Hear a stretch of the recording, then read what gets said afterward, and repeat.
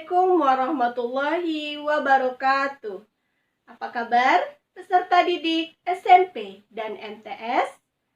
Kali ini kita akan belajar matematika di kelas 8 bab ke-6 tentang Teorema Pitagoras.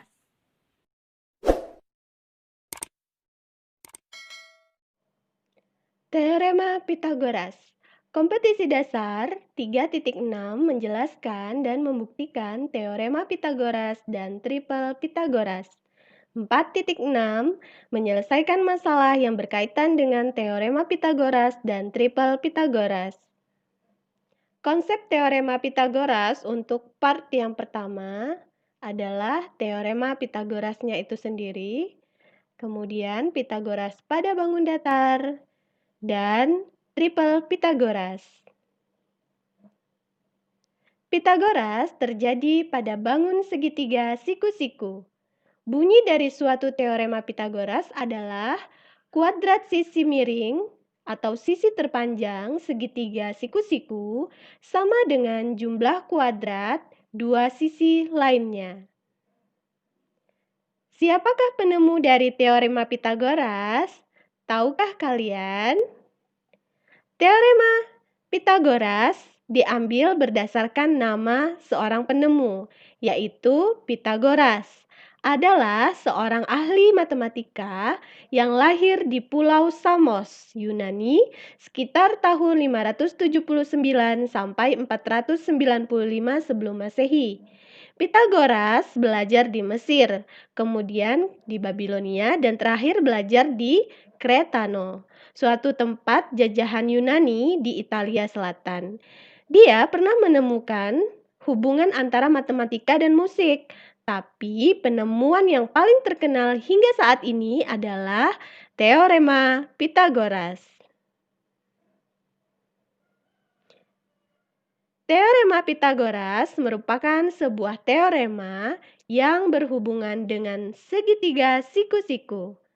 Masih ingatkah kalian dengan segitiga siku-siku?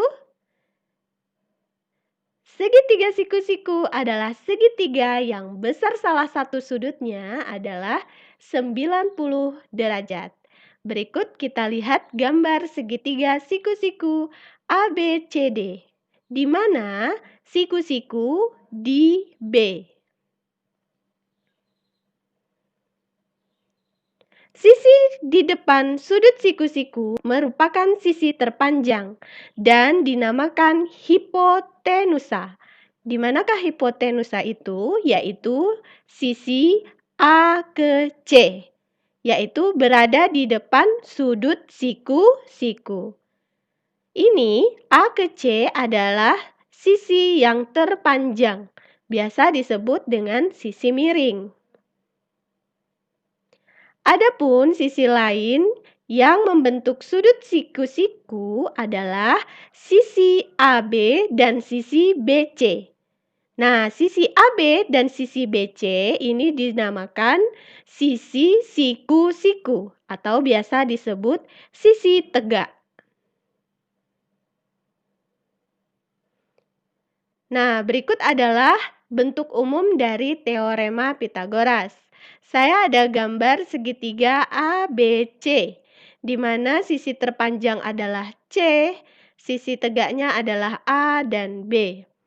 Nah, teorema Pitagoras itu adalah jumlah kuadran sisi tegak sama dengan kuadran dari sisi miringnya. Jadi, C kuadran sama dengan A kuadran ditambah B kuadrat. Sehingga kalau kita ingin mencari C sama dengan akar dari A kuadrat ditambah B kuadrat. Kalau kita ingin mencari A kuadrat, berarti C kuadratnya dikurang B kuadrat. Sehingga A sama dengan akar C kuadrat dikurang B kuadrat. Jika kalian ingin mencari B kuadrat, sama dengan C kuadrat dikurang A kuadrat. Akan menghasilkan B sama dengan akar dari C kuadrat dikurang A kuadrat. Nah, jadi dari sini kalian bisa lihat kalau mencari sisi miring berarti sisi tegaknya dijumlahkan kuadrannya. Tapi jika ingin mencari sisi tegak berarti selisih dari sisi yang terpanjang, kuadran sisi yang terpanjang dikurang sisi tegak lainnya. Nah, teorema Pitagoras ini pembuktiannya akan kita bahas di pertemuan berikutnya. Segitiga siku-siku adalah segitiga yang besar salah satu sudutnya adalah 90 derajat. Jadi kalau di sini adalah sudut C, 90 derajat. Nah, segitiga lancip adalah segitiga yang besar ketiga sudutnya kurang dari 90 derajat. Jadi harus ketiga-tiga sudutnya kurang dari 90 derajat. Sedangkan sudut tumpul adalah segitiga yang besar salah satu sudutnya lebih dari 90 derajat. Nah, ini kalau kita lihat berdasarkan besar sudutnya. Nah, kita dapat melihat jenis segitiga, baik itu segitiga lancip, segitiga tumpul, dan segitiga siku-siku berdasarkan teorema Pitagoras. Nah, ini ada segitiga siku-siku A, B, C, di mana siku-siku di C. Misal, C adalah sisi terpanjang pada segitiga ABC. Maka, jenis segitiganya berdasarkan teorema Pitagorasnya, ini ya, sisi C-nya sisi terpanjang yang menghadap sudut siku-siku. Jika A kuadran ditambah B kuadrat sama dengan C kuadrat, maka segitiga ABC merupakan segitiga siku-siku. Jadi C-nya bernilai 90 derajat sudutnya. Nah, tapi jika A kuadrat ditambah B kuadrat lebih dari C kuadrat, maka segitiga ABC merupakan segitiga lancip. Ya, jadi kalau A kuadrat tambah B kuadrat nilainya lebih besar dari C kuadrat, maka dia segitiga lancip. Berikutnya, A kuadrat ditambah B kuadrat jika nilainya lebih kecil dari C kuadrat, maka dia merupakan segitiga tumpul. Berikut adalah contoh. Kita akan melihat dia jenis segitiga apa ya. Jenis segitiga yang memiliki panjang sisi 5 cm, 7 cm, dan 8 cm adalah diketahui sisi terpanjang adalah 8 cm. Dapat kita lihat dari 5, 7, dan 8 yang terpanjang adalah 8 cm. Maka kita tentukan C sama dengan 8 cm, A 7 cm, dan B 5 cm. C kuadrat sama dengan 8 kuadrat. Berarti C kuadrat itu 8 dikali 8, dapatlah 64. A kuadrat ditambah B kuadrat sama dengan 7 kuadrat ditambah 5 kuadrat. 7 kali 7, 49, 5 kali 5, 25. Maka 49 tambah 25 adalah 74. Dari sini kita dapat lihat bahwa A kuadrat ditambah B kuadrat itu nilainya lebih besar dari C kuadrat. Maka segitiga tersebut adalah segitiga lancip. Nah, kamu bisa mendeteksi dia lancip, tumpul, atau siku-siku. Berikutnya, contoh yang kedua, saya ada gambar segitiga ABC. Segitiga ABC, siku-siku di titik A diketahui AB 4 cm, AC 3 cm, panjang BC adalah. Nah, diketahui rumusnya, sisi miringnya adalah BC. BC kuadrat sama dengan sisi tegak kuadran dijumlahkan ya. AB kuadrat ditambah AC kuadrat. Nah, 4 kuadrat ditambah 3 kuadrat. 16 ditambah 9 adalah 25. Nah, sekarang lawan dari kuadrat adalah akar, pindah ruas, sehingga nilai BC adalah 5 cm. Akar dari 25 adalah 5. Next, kita contoh yang ketiga. Masih sama, ada gambar segitiga siku-siku. Ini adalah Segitiga KLM, siku-siku di L. Nih ya, nampak siku-siku di L. Diketahui panjang sisi sisi miringnya ya, 13 cm. Dan LM-nya 12 cm. Maka yang ditanya adalah sisi KL. Nah, kita tahu bahwa sisi miring adalah K ke M, berarti KM kuadrat sama dengan KL kuadrat ditambah LM kuadrat. Kita masukkan nilainya, yang belum diketahui kita biarkan saja. 13 kali 13, 169, 12 kali 12, 144. Kemudian KL sama dengan pindah ruas ya. Ini positif pindah jadi negatif, jadi dapatlah 169 dikurang 144. Jadi nilainya ada 25. Lawan dari kuadrat adalah akar. Akar 25 adalah 5 cm. Jadi panjang sisi KL adalah 5 cm. Next, berikutnya adalah penggunaan teorema Pitagoras pada bangun datar. Pada kondisi tertentu, teorema Pitagoras digunakan dalam perhitungan bangun datar. Misalnya, kita mau menghitung panjang diagonal, kemudian menghitung sisi miring trapesium, ya, dan lain sebagainya. Banyak sekali ya gunanya. Oke, berikutnya kita ada gambar. Ini gambar persegi A, B, C, D, di mana sisinya adalah 7 cm. Yang ditanya apa? Panjang diagonal AC, panjang diagonal BD, kemudian panjang AE, dan luas persegi dari ABCD. Oke, kita bahas satu-satu. Nah, ini gambarnya. Karena dia persegi, berarti kalau dari A ke D 7 cm, berarti dari D ke C juga 7 cm. Nah, dari sini kamu tahu dia pasti siku-siku di D ya. Siku-siku di D otomatis kita bisa langsung cari panjang nilai A ke C dengan teorema Pitagoras. Karena A ke C adalah sisi miring, A ke D dan D ke C adalah sisi tegak, maka kalian dapat tulis AC kuadrat sama dengan AD kuadrat ditambah CD kuadrat. Kita masukkan nilainya, 7 kuadrat tambah 7 kuadrat, 49 tambah 49 adalah 98. Lawan dari kuadrat adalah akar. Nah, akar 98 ini tidak sederhana ya. Jadi kita bentuk dalam bentuk akar yang bisa dikeluarkan. Nah, di sini saya buat menjadi akar 2 kali 49. Mengapa nilainya 49? Karena 49 ini adalah pengali yang akarnya paling besar yang bisa dikeluarkan. Gitu ya. Nah, akar 49 7, akar 2-nya tetap. Nah, jadi panjang dari A ke C adalah 7 akar 2 cm. Nah, berikutnya kita mau cari panjang dari B ke D. Nah, kamu kan tahu bahwa diagonal dari persegi itu adalah sama.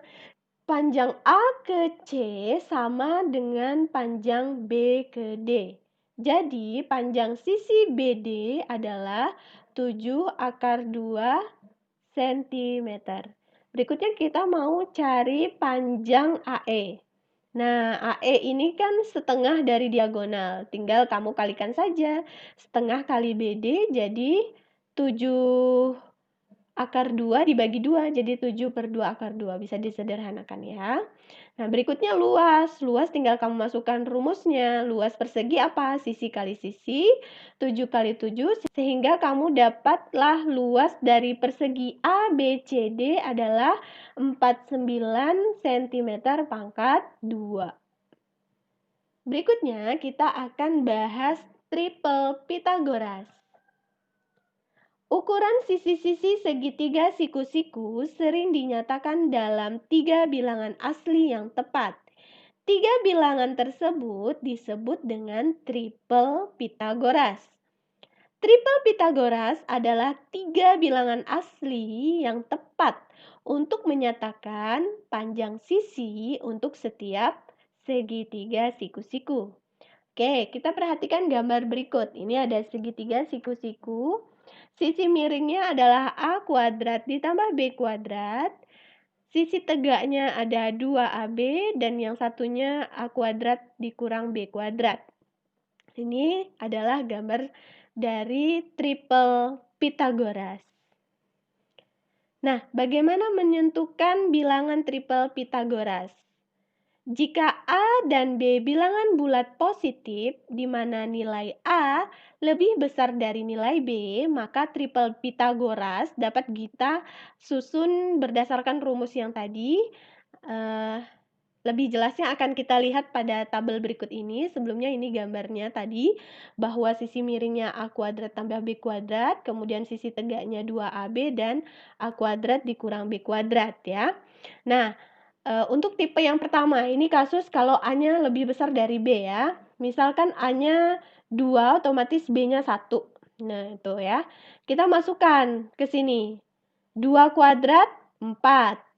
1 kuadrat 1, 4 kurang 1, 3 ya. Kemudian 2 kali A kali B, 2 kali 2 kali 1, 4. Kemudian A kuadrat tambah B kuadrat, berarti 2 kuadrat ditambah 1 kuadrat, 4 tambah 1, 5. Nah, kita dapatlah triple Pythagorasnya yaitu 3, 4, 5. Dan triple Pythagoras ini berlaku kelipatan. Ini kita kali 2, kali 3, kali 4, kali 5. Contohnya kali 5 ya. 3 kali 5, 15, 4 kali 5, 20, 5 kali 5, 25. Jadi 15, 20, 25 juga triple Pythagoras. Coba kita lihat yang tipe keempat nih ya, 5, A-nya 5, B-nya 4 ya. A kuadrat dikurang B kuadrat, berarti 5 kuadrat dikurang 4 kuadrat. 25 dikurang 16, 9. Kemudian 2AB, 2 kali 5 kali 4, 40 ya. Kemudian A kuadrat ditambah B kuadrat, berarti 25 ditambah 16, 41. Dapatlah 9, 40, dan 41. Nah, berlaku kelipatan. Nih, misalkan dikali 3 ya. 9 kali 3, 27. 40 kali 3, 120. 41 kali 3, 123. Jadi 27, 120, 123 juga triple Pythagoras. Luar biasa banyak sekali yang bisa kalian cari di triple Pythagoras ya. Oke, sekarang kita akan melihat contoh bagaimana kita membuktikan ketiga sisi itu adalah triple Pythagoras atau bukan ya. Contoh yang nomor 5, apakah triple bilangan dari 6, 8, dan 10 merupakan triple Pythagoras? Jawabnya, nah dari 6, 8, dan 10 kita tentukan yang mana yang terpanjang, yaitu 10. Nah, berarti 10 ini jadi sisi miring ya. 10 kuadrat sama dengan 100. Kemudian 6 kuadrat ditambah 8 kuadrat, 36 tambah 64, 100. Nah, ternyata nilainya sama. 6 kuadrat ditambah 8 kuadrat sama dengan 10 kuadrat. Nah, maka dapat kita simpulkan bahwa 6, 8, dan 10 adalah triple Pythagoras. Berikutnya nomor 6. Apakah triple bilangan dari 7, 10, dan 13 merupakan triple Pythagoras? Nah, kita lihat dari 7, 10, dan 13 ini yang terpanjang adalah 13. Maka 13 kuadrat itu adalah 169. Kemudian 7 kuadrat ditambah 10 kuadrat adalah 49 ditambah 100 ya. Dapatlah 149. Nah, 169 sama 149 ini berbeda nilainya. Nah, tidak sama ya, tidak sama. Maka dia bukan merupakan, jadi 7, 10, dan 13 ini bukan merupakan triple Pythagoras. Tapi kita juga dapat menentukan dia nih segitiga apa. Karena C kuadratnya lebih besar dari A kuadrat tambah B kuadrat, maka ini 7, 10, dan 13 ini adalah segitiga tumpul. Ya. Oke, berikutnya kita akan melihat evaluasi. Karena ini adalah pertemuan pertama untuk kalian. Selamat belajar dengan gembira. Kali ini penugasannya adalah amatilah lingkungan di sekitar kalian. Pada bidang arsitektur, teorema Pitagoras digunakan untuk merancang konstruksi bangunan. Jadi kalian bisa melihat lingkungan di sekitar kalian, boleh bangunan, boleh juga benda-benda yang ada di sekitar kalian ya. Nah, tugasnya apa? Fotolah bangunan-bangunan di sekitarmu yang berhubungan dengan teorema Pitagoras. Nah, kemudian kamu tentukan yang mana merupakan sisi hipotenusa atau sisi miring dan yang mana yang merupakan sisi siku-sikunya atau sisi tegaknya. Selamat mencoba ya. Belajar dengan gembira. Terima kasih. Sekian pembelajaran kita kali ini. Sampai ketemu di pembelajaran berikutnya. Tetap ikuti protokol kesehatan, menjaga jarak, cuci tangan, dan menggunakan masker. Wabillahi taufiq wal hidayah. Wassalamualaikum warahmatullahi wabarakatuh.